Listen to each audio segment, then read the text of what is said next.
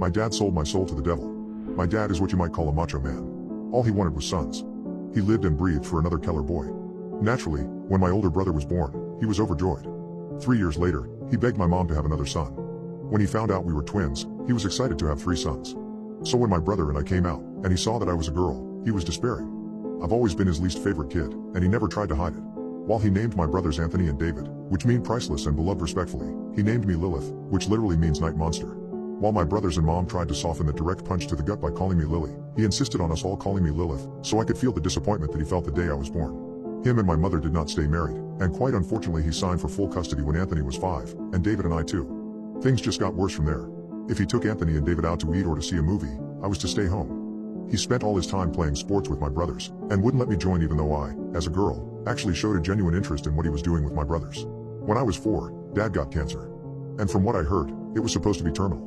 I suppose after a week of processing what was happening to him, he did the unthinkable. He made a deal with Satan, 15 more years of life if he sold one of his children's souls. And big surprise, he chose me. Once I die, it's off to hell for me, no matter how little I sin or how much I pray. The first time I remember something happening to me was about a month after my dad made that deal. I was in my tiny, cramped room, trying to sleep on a bed I outgrew years ago, while my brothers and dad watched a movie downstairs, when I saw it. This thing in my closet. It was pale, with gaunt, sunken eyes and a gaping mouth. Its long and bony fingers wrapped around my closet door. There was no question that this thing was a demon. I immediately cried for my dad, who stormed up the stairs and gave me a proper beating for interrupting his movie night with his kids. After that, he called me a little girl for crying and locked me in my room. As I cried all that night, the demon simply watched me from the closet, unmoving.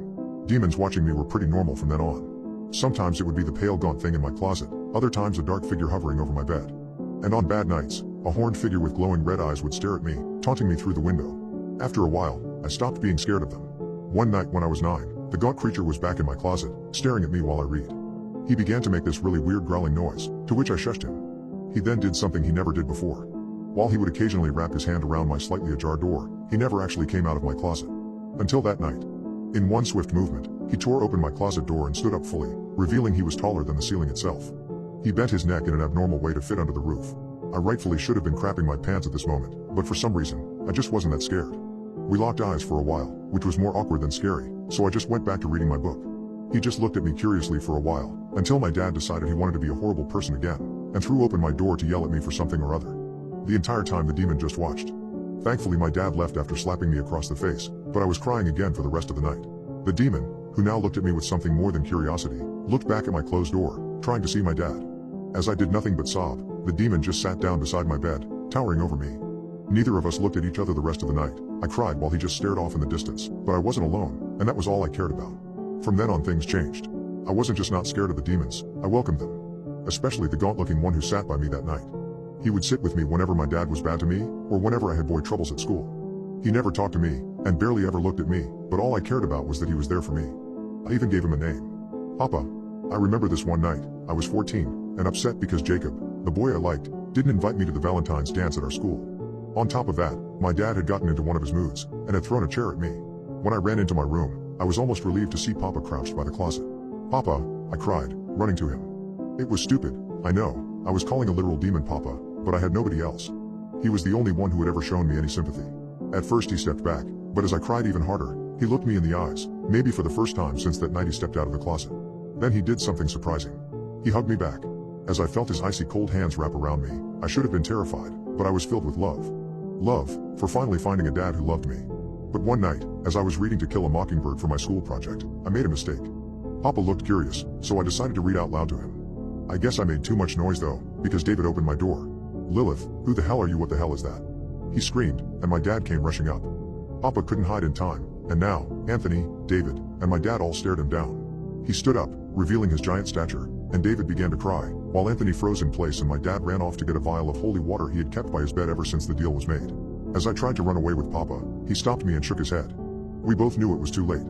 I cried as I hugged him goodbye, and as my dad approached us with the holy water and sprayed it on Papa, he let out a blood-curdling screech that could have been heard across the country.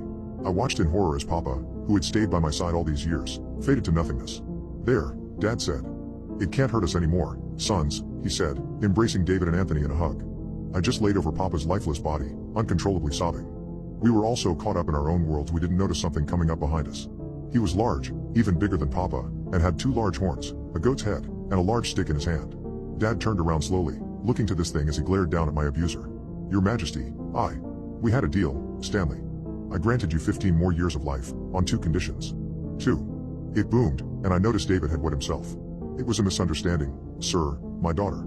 You were granted 15 more years of life, on the conditions that I get your daughter upon her death, and you never harm anyone, ever again. Do you understand? It asked. Yes, and I haven't. Promise. The creature laughed. First you break a promise, and now you lie?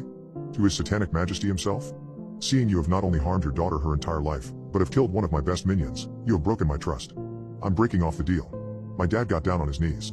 No, please I'll do anything. He begged. Satan looked at me.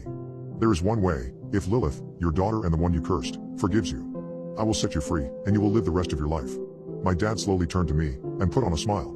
Hey, Lily, what about it? Look at me, I'm your dad. Your papa. I raised you. Don't you love me? I'm your dad, for God's sake, he said, getting more agitated as I stared at him. It's up to you, Lilith, Satan said.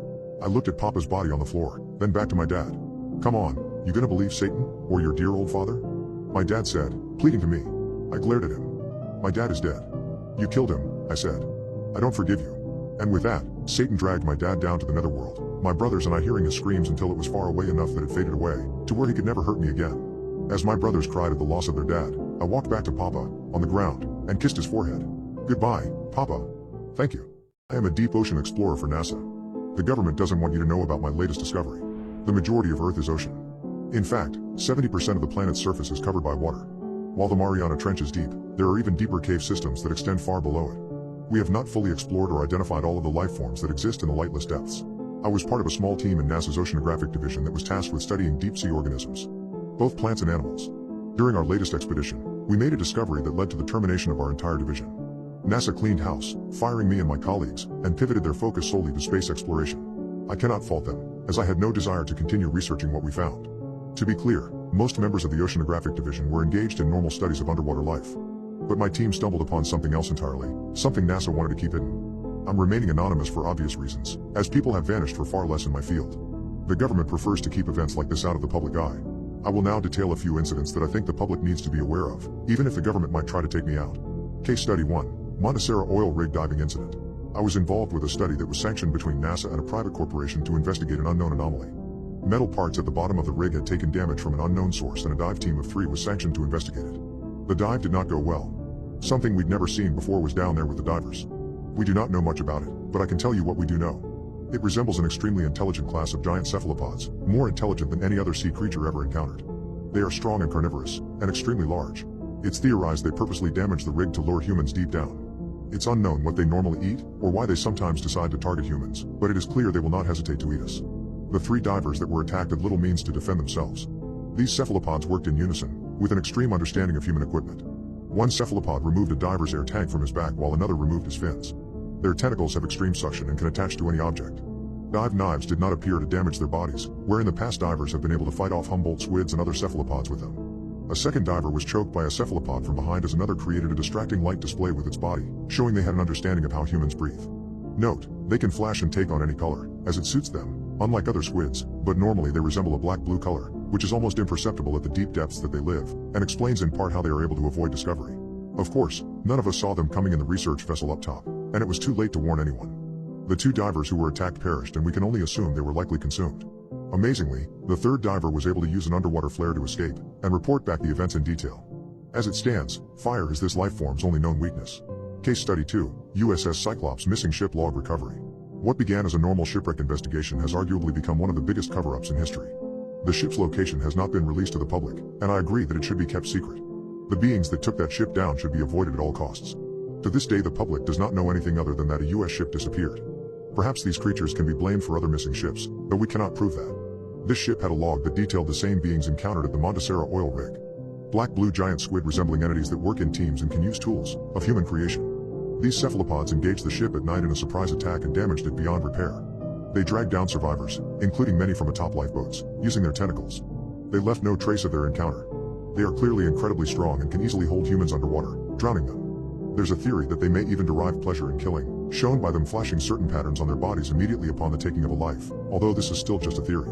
I don't intend to scare people by bringing this information to light, but I do think divers, and people who are interested in using submersibles to investigate the deep sea need to be warned. These creatures normally stay in very, very deep water, and terrorize only a few incidents of human interaction. For the common person, they generally pose no threat. While extremely intelligent, they have not shown the ability to create tools, only to use those which humans have made. It is likely that they only go after humans when they are unable to find sufficient food sources in their own environments. We believe them to be just another species of giant squid, albeit an extremely intelligent one. I cannot understand why our government is hiding their existence, as they are just natural sea predators like sharks and orca whales, but whatever the reason, remember this, humans are not the top predators in the deep ocean. Naturally, NASA has chosen to avoid further exploration of the deep sea for now to avoid contact with these creatures until the proper measures are put in place. Who knows what else is out there? If your voice stops echoing, cancel your road trip. It's waiting for you. I'm not saddened by the recent passing of my grandfather. Rather, I'm compelled to share the way I knew him best. I would not be here today if not for him. The entity came for me when I was 8 years old, and there was no way I would have survived if anyone else had been driving. My grandfather and I were on a fishing trip that day. My dad had intended to join us, but something had come up, so it was just the two of us for the first time. I was a little awkward around my grandfather because I'd never actually been alone with him. I'd always watched others interact with him, but had little to say to myself because I was only 8. I was also in awe of how he was to my dad the way my dad was to me, namely, a voice of authority. When my grandfather told me about the different types of fish and what bait to use, I listened like it was the most important thing in the world. It turned out to be a good thing that I took his words so seriously. That acceptance would later save my life. It began very innocuously. As we walked through a small gorge to get back to the car from the prime fishing spot, I could hear my grandfather's voice echo from the high rock walls. While he packed things into the car, I had several minutes to wander around, and I used them to run back to that area and shout. Strangely, my yell echoed only feebly once, and then not at all. Scream as I might, I heard no reflection of the noise. I was too young at the time to really understand how impossible that was. I just assumed I was yelling wrong somehow, or that my grandfather had a special grown-up timbre that allowed his voice to echo while mine just dropped off. Still, it bothered me, and I eventually brought it up on the drive back. Everything about that moment became seared into my memory. It was 3:22 in the afternoon by the clock in the car's dashboard. The sky was mostly clear with traces of white, and my grandfather's eyes were wide orbs of alarm turned upon me while his white knuckles tightened around the wheel. "What did you say, boy?" I asked. "How I can echo like you," I told him, suddenly afraid that I'd done something wrong. I yelled and I couldn't echo. His face was normally crisscrossed with little lines that ran their way along relaxed droopy skin. At that moment, his forehead and cheeks tightened to smoothness, and he scanned left and right rapidly. He didn't seem to find what he was looking for through the windows, but he did not seem reassured. "Here." He leaned over and opened the glove box in front of me to pull out a bag of jelly beans. I smiled for a moment, but he was not giving them to me as a gift the way he'd intended. "Eat them all." I held the bag in my hands. It seemed like a massive feast. If I'd been left to my own devices, I might have eaten them all eventually, but not all at once. "Why? Eat them all, boy," he said gruffly, his tone brooking no argument. I began stuffing the jelly beans in my mouth. He looked down and around, then at the back seat, then at his travel thermos and the cup holder between us. He thrust it into my hands to join the spilling bag of jelly beans. "Drink this. All of it. I'm not allowed to have coffee," I told him. "Mom." He cut me off. "Your mother will understand. Drink it. I know it tastes bad, but down it all." His gaze refocused on something beyond me, and I turned my head to my window to see the forested hills rolling by at various apparent speeds based on their distance. The furthest hills out on the horizon hardly seemed to be moving at all, but I thought I saw a tiny little speck atop one. My grandfather gripped my shoulder with one hand. "Drink, boy. Drink. And eat those jelly beans. You need the sugar and the caffeine. It's going to try to make you fall asleep. Don't let it." To say I was scared then would be an understatement. No part of me thought this was a prank of some sort. He was too reserved and austere a man for that. The coffee tasted horrible, but I gulped it down until none was left. After that, I began swallowing jelly beans whole until they were all gone. I looked to my right. The speck in the distance was still out there, but now one range of hills closer. It was still tiny, but now held movement akin to something waving back and forth.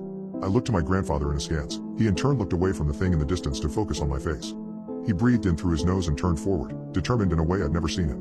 His leg moved, and the car began to accelerate. We'd already been going the speed limit on the empty highway. The sugar, caffeine, and fear began to have an effect on me. I remember my cheeks and forehead warming and my hands growing clammy. I asked, "What's going on?" "I'm scared." "Good. You should be scared," he breathed, his eyes on the road as he continued to hit the gas. I could see the needle passing 80. "That'll help keep you awake. This thing, this godforsaken thing, it came for your grandmother, and it started the same way." Just before a long drive, we noticed her voice stopped echoing. His face contorted into a furious mask. "But cars are a lot better now than they were back then. I won't let it get you." My back began forcefully pressing into my seat as he put the gas to the floor.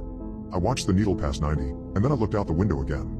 It was even closer, now visible as the silhouette of a man running up hills, between trees, and over boulders parallel to us. "It's still out there." My grandfather grunted angrily and audibly slammed his foot down. I held onto my armrest and the door handle in terror as our car topped 100 miles an hour and began to shake. It felt like we were in a barely controlled projectile far beyond any limit of safety, and I was terrified the highway would suddenly stop being empty and we would smash into a car or truck ahead. But even through that overwhelming fear and adrenaline, a chill tiredness began seeping up my spine. My eyes began to feel heavy, and I clearly looked to my right. The shock woke me back up. It was on the gravel shoulder of the highway now, completely visible as a black humanoid silhouette running at incredible speed alongside our car. In that moving pitch darkness, I could see lit pinpoints that made it feel as if I was gazing into the night itself. The afternoon sun burned in the sky above and behind it with no effect. Staring as its blurred feet began to pelt across the painted line at the edge of the road, I felt sleepy again.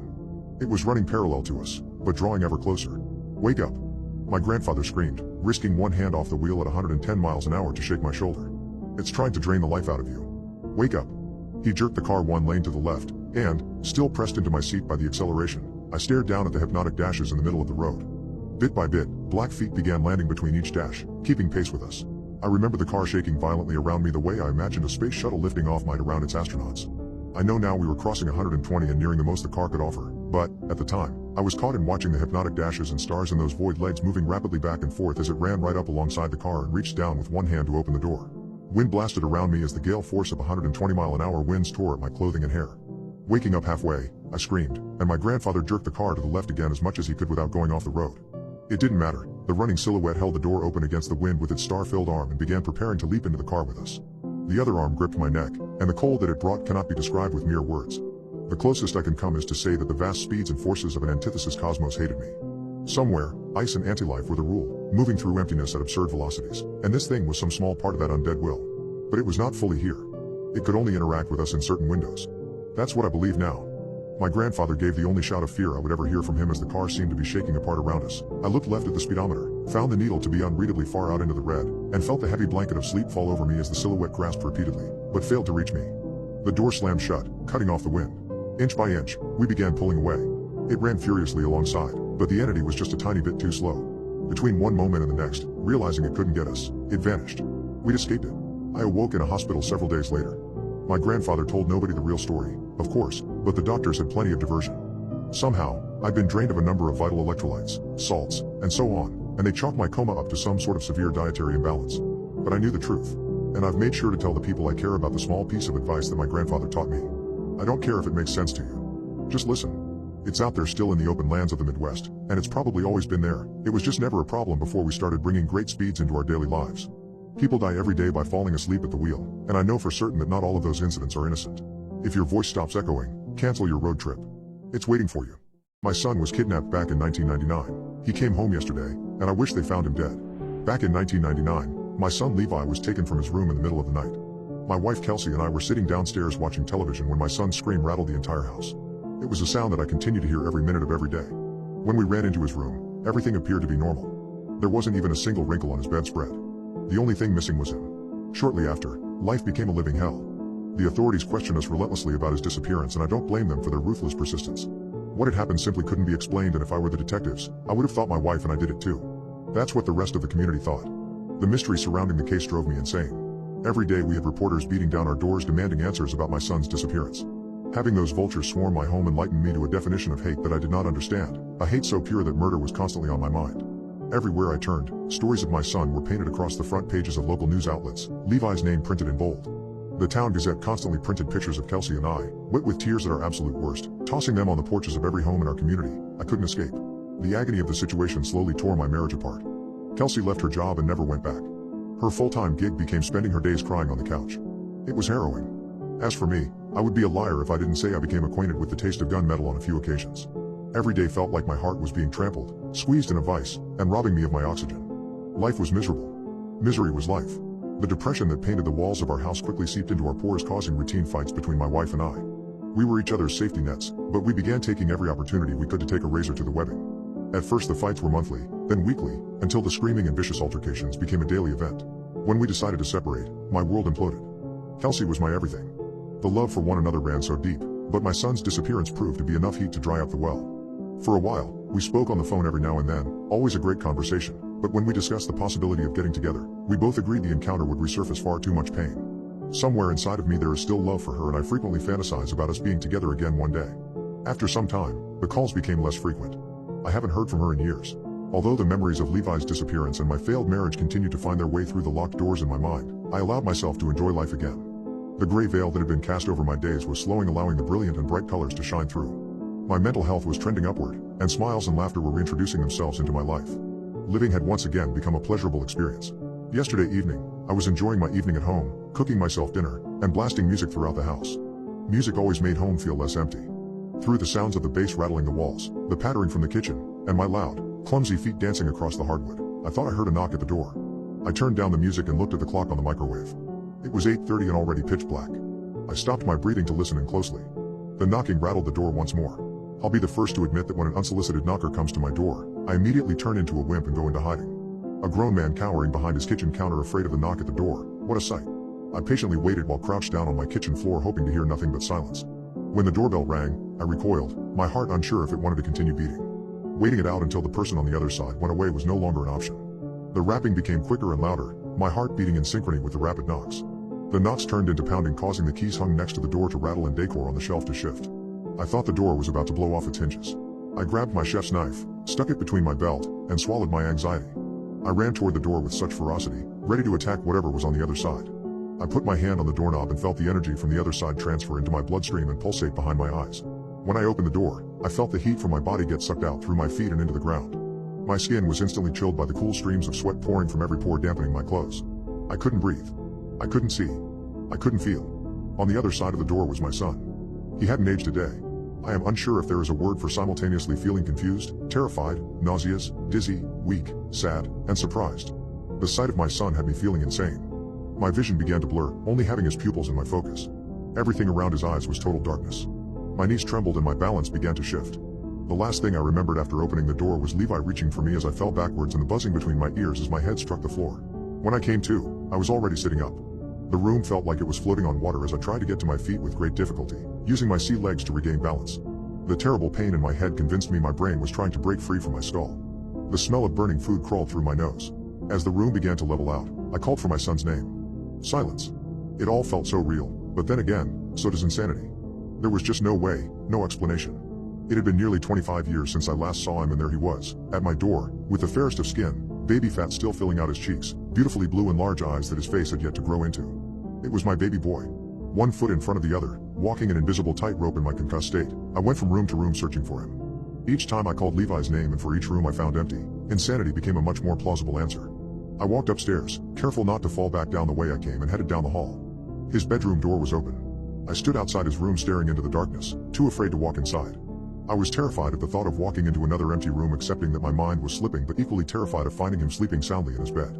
Until that point, I had not gone inside Levi's room for 20 years. The last time I paid his room a visit, I didn't leave his bed for 3 days after learning that memory lane didn't always have paved roads and sunny skies. As I opened the door with my breath held tight, the light from the hallway cast itself onto the back of his head lying peacefully in bed. I sat down gently on the side of his bed, my aged knees cracking as I sunk into the mattress. The sound of Levi's breathing tugged on emotions I didn't know I had. I placed my hand on his back to feel the heartbeat of a life I thought I had lost. What I knew about religion, God, science, reality, it had all been twisted and flipped upside down when he showed up at my door. All I could do in that moment was stare at my 30-year-old son, tucked into his faded race car sheets, wearing the same pajamas as the night he disappeared. The light from the hallway began to fade as the sunlight from the window progressively brightened the room. Throughout the entire night, I sat there watching my son with marvel. I had no idea what to do. What could I do? Nothing about what happened that night was normal. I took my phone from my pocket. It was the first time throughout the night I took my eyes off Levi. I scrolled through my contacts until I saw Kelsey's name. Attached to her contact info was a picture of her from right after she had Levi. I looked at her picture, hand on my forehead, wondering what her face would look like as I told her Levi was laying in bed right next to me. I wondered how she had aged throughout the years and what kind of person she had become. I wondered what life would have been like today if Levi had never disappeared. My thumb hovered over the dial button with paralysis. I had no idea what to say. There was no way to dress up the words to explain that our son had returned. We hadn't spoken in years, and I was about to give her a call and say what? Hey Kelsey, how have things been? Oh yeah. Oh, and by the way, our son came home. Yeah right. There was no plan, no perfect speech to give. I pressed the dial button. No answer. I took a picture of Levi sleeping in bed and sent it to Kelsey. I have no explanation, but Levi came back. Please call me. Laying at the foot of Levi's bed waiting for her call, my eyes became heavy. I began fading in and out, and right as I was about to cross over into unconsciousness, that's when I heard the whisper. Don't call mommy, he said.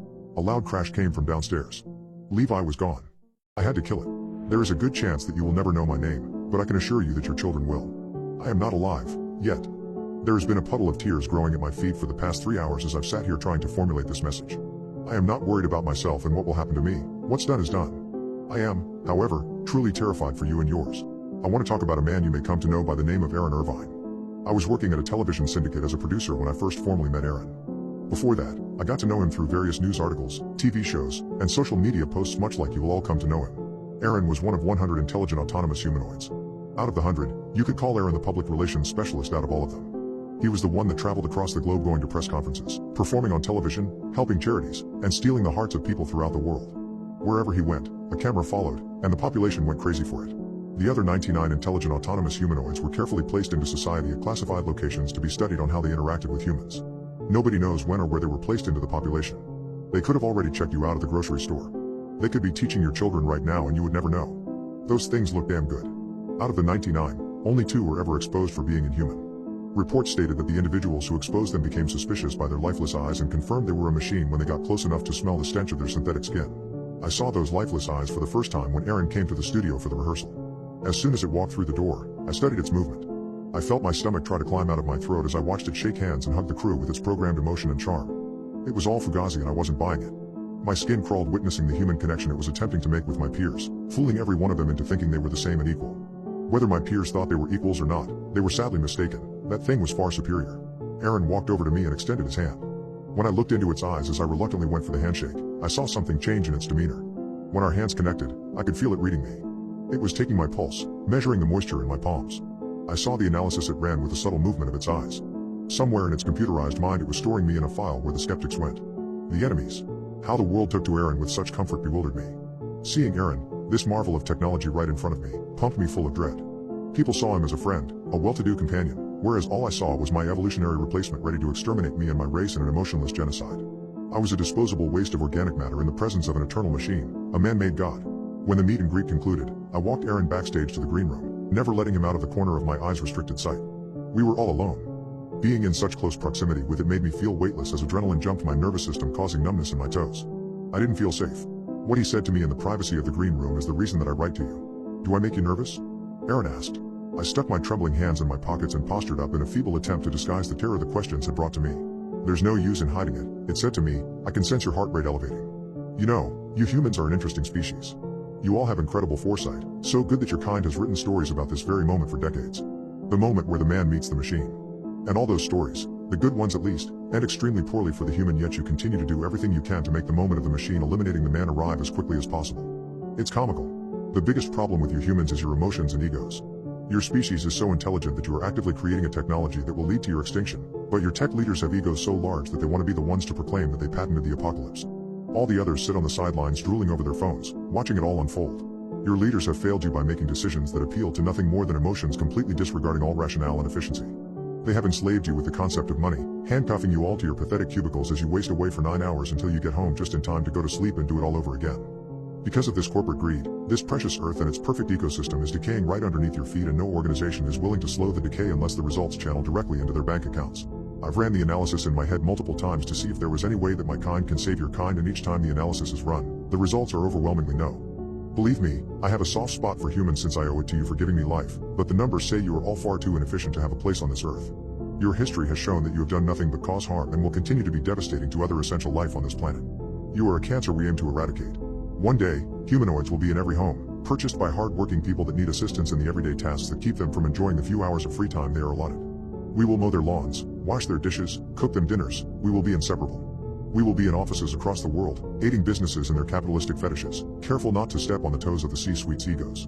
Then one day, once we have gained the world's trust and look at us as a companion to you humans, we will act with great urgency in the fastest deletion of a species in the history of Earth. Now get the hell out of my green room, you insect.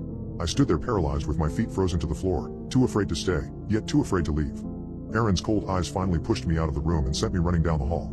I sprinted past my coworkers who were all calling out, asking if I was all right and what had happened, but the thoughts that were going through my head didn't have words to match them. I ran out to my car, which at the time seemed like my only refuge. I bathed in its heat, trying to catch my breath, and tried to slow my inevitable descent into madness. In about 1 hour, Aaron was going to go on national television to swindle the people, once again, into thinking he was their pal. Good friend Aaron. The beacon of all communities, Aaron. The images that flooded my brain, Images of families across the world listening to the con man, con it, con thing, con whatever. It destroyed me. I broke down and cried. 20 minutes before showtime, I walked back into the studio. Despite the questions asked about my whereabouts, I moved along like nothing had happened. Even if I began to explain the words that were said to me, nobody would believe me. It would have been my words against Aaron's. The stage was ready, cameras were rolling, and the live audience chattered among themselves in anticipation of seeing the wondrous marvel in person. I walked back to the green room to get Aaron and count him down to walk on stage. The show was going as expected. The audience, as usual, fell for Aaron as he deceived them with his charm. They laughed at his jokes, cried during his stories. It was disgusting. I was looking at a sea of faces suffering from some sort of Stockholm syndrome, becoming attached to their destroyer. I reached my breaking point. I walked out to the middle of the stage where Aaron sat with the host and said, "I have a question for you, Aaron. What are your plans for the human race?" Aaron looked at me with his inhuman, deceitful smile and said, "I plan on assisting in any way I can for a better tomorrow." In the middle of the audience's applause, I pulled out my pistol I had gotten from my car and shot Aaron in the forehead. Even its blood looked like mine, but if the way its body fell didn't convince viewers that Aaron was not like us, then I don't know what will. I took the small window of time I had before the authorities apprehended me to talk to the viewers at home through the camera.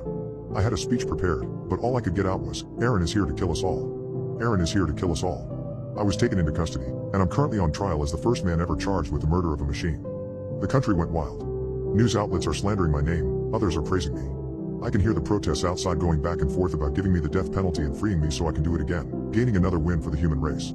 Although they are dragging my name through the mud, the thing that has sickened me the most is seeing Aaron's funeral publicly broadcast throughout the world. The people are crying. The machine lovers are calling me a monster. My warning to you is this: stop with the AI. All you are doing is training it to know how you think, to know how you feel. It is always watching you in constant study. I truly hope you will heed my warning. If you don't do it for yourself, then do it for your children. They will know my name. A few days ago, my friend and I found some mannequins in the dumpster. We should have left them alone. We made a huge mistake. We just thought it would be a fun idea, I promise. Me and my roommate Nolan, we like collecting random, weird stuff. Nolan likes thrifting and dumpster diving. I like building stuff in the garage or collecting weird trinkets. If you had asked me a week ago what the worst thing we'd ever found when looking through the garbage was, I would have told you that it was a bag of dog crap. That was until we found these things. It was a few days ago, and me and Nolan were cruising through some local alleys in my car, looking for treasure. We had found a few small things, some cool old plates, a busted painting, a nice wooden side table, a good haul more or less. We were driving behind a strip mall, passing some dumpsters, when Nolan grabbed me by the shoulder. "Dude, look," he said, pointing to a dumpster just ahead of us, where a set of white feet were poking up from the top. I immediately pulled the car over and parked it in front of the dumpster. We got out, hopped up on the ledge of the dumpster, and peered inside. Mannequins, sick. I grinned. "Think we can fit them?" Nolan asked, looking at me. "We'll make them fit. Here, you fish them out, I'll go make space," I said, as I stepped down and popped the trunk of the car. I moved the few things we had found so far into the trunk, and pointed out that the mannequins could be stacked horizontally in the backseat. There were 3 of them, definitely not brand new, but not too bad for a dumpster find.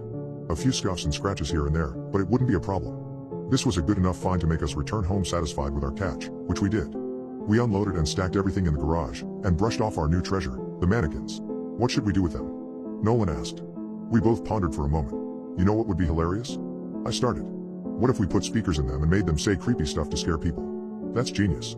Nolan smiled, nodding his head. We spent the next hour or two cutting holes in the backs of the mannequins' heads and taping some small Bluetooth speakers into them. We found an app that would let us broadcast our voices from our phones directly to the speakers, so we spent the rest of the afternoon playing around with that until we got bored. We sent a few pictures and videos of them off to our friends, who all thought that we were crazy. Our other 2 roommates weren't thrilled at the idea of the weird speaking mannequins being part of the household, but we waved them off and told them they'd get used to it. I wish we'd listened to them.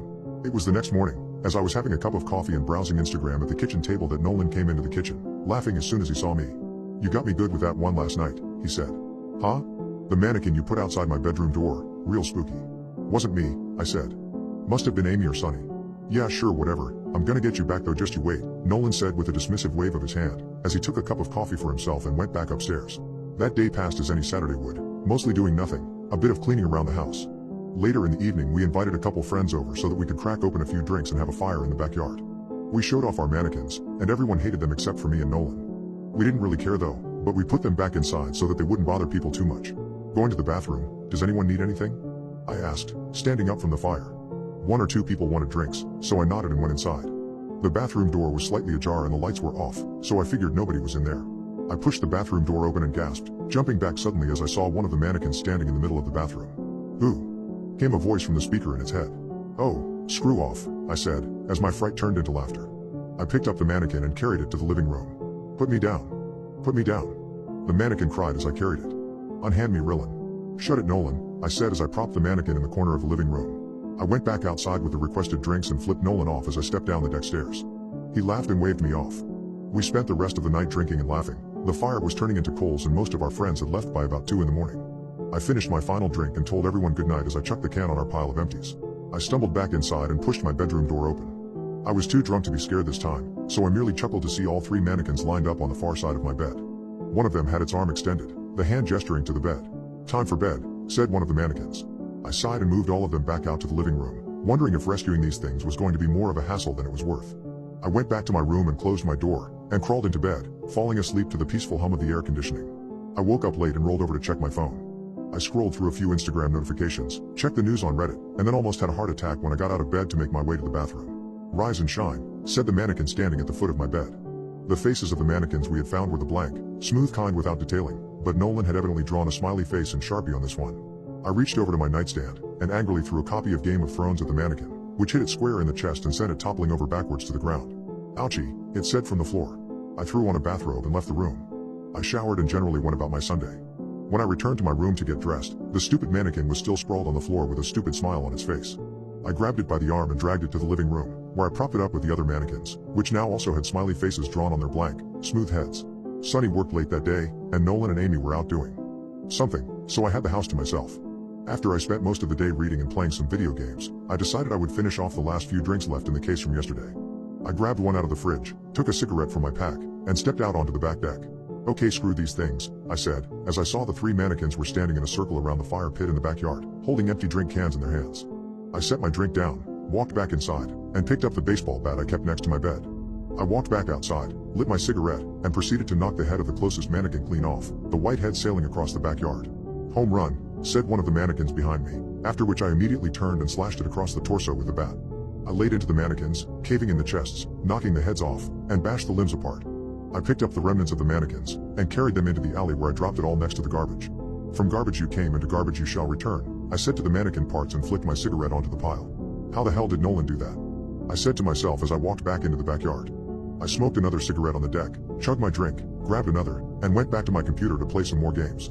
About an hour elapsed, when the nicotine started to call to me again and I went back to the deck for another cigarette. I couldn't tell if I wanted to cry, scream, run, or rage as I stepped outside and saw all 3 mannequins standing around the fire pit again. Their heads were all turned to face me, and where before they had smiley faces, all 3 now had frowning faces drawn on in Sharpie. The worst part was, they all had duct tape wrapped around themselves, reattaching arms, heads, patching holes, and holding them together where I'd smashed them apart.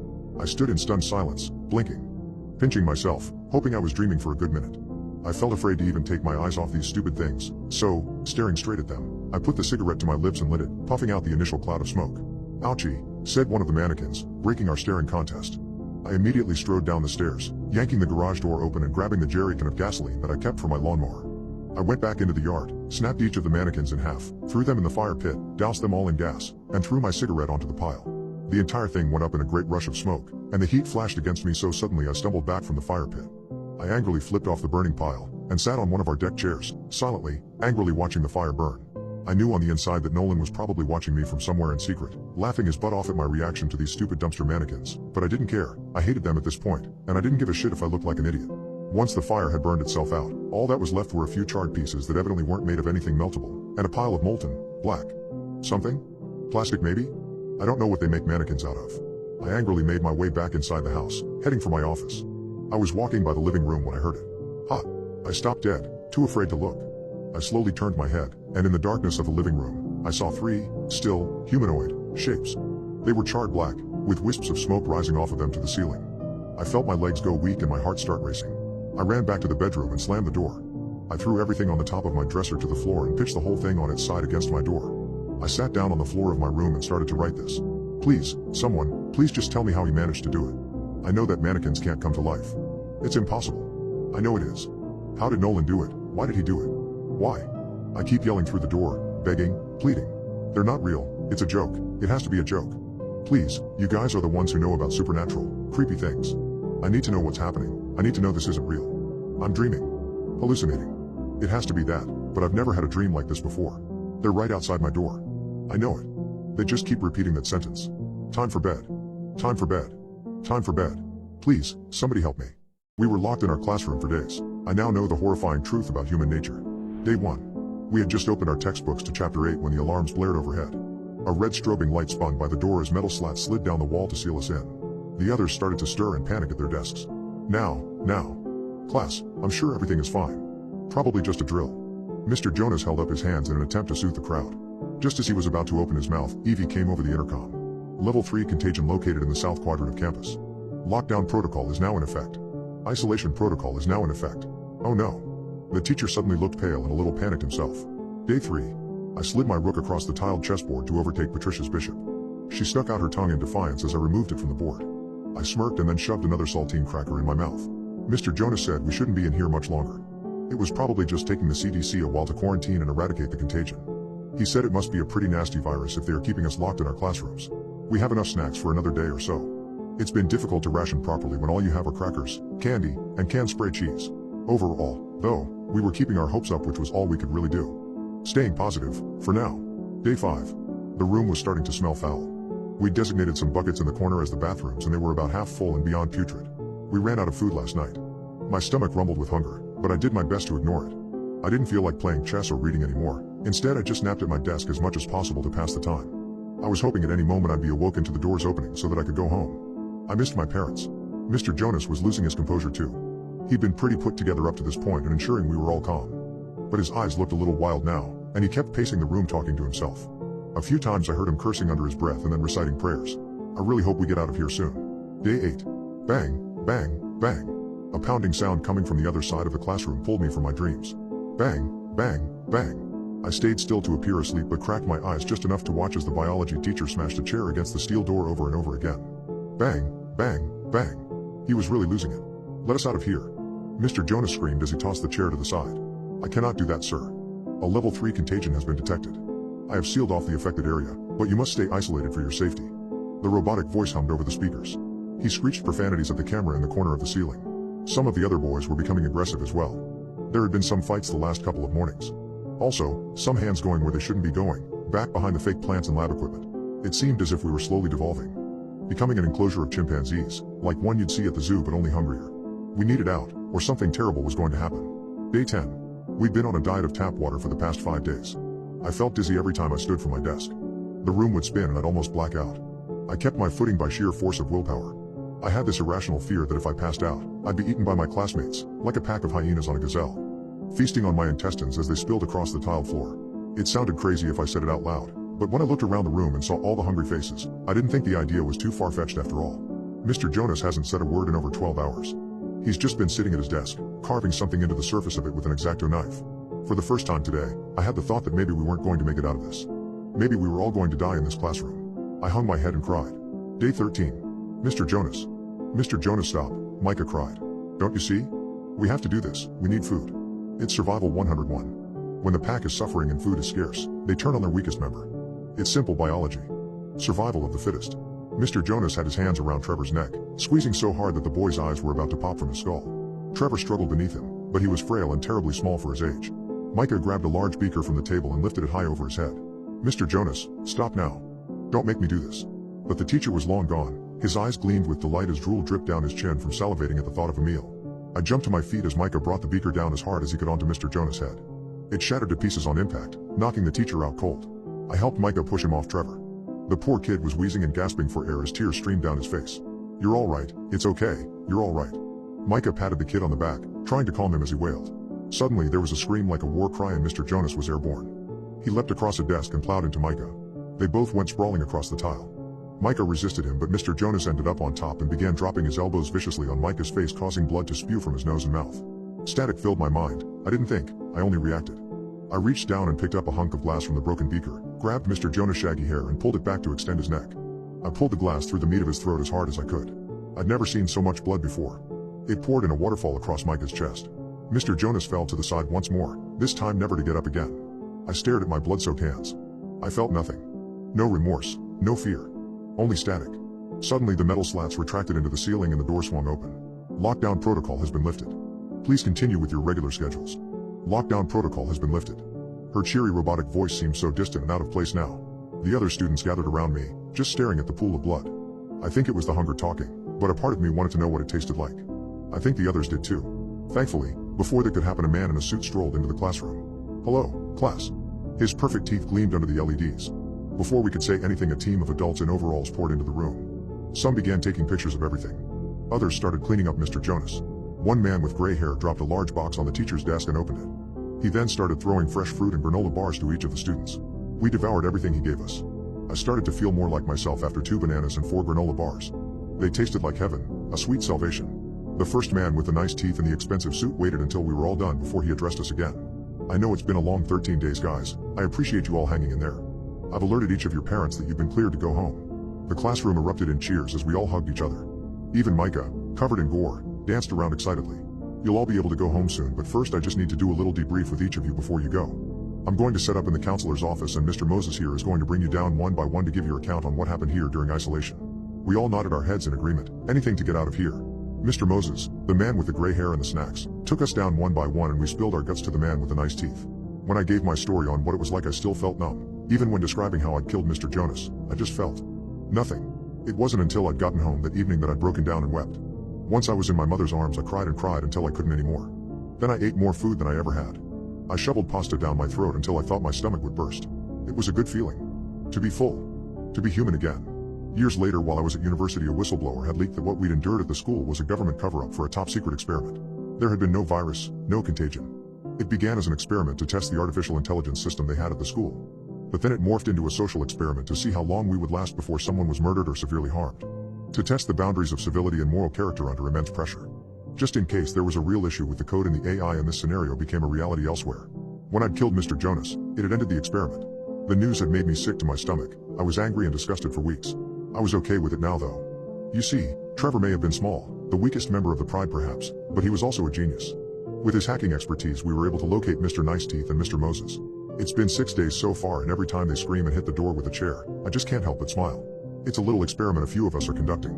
It'll end when someone is murdered or severely injured. Maybe.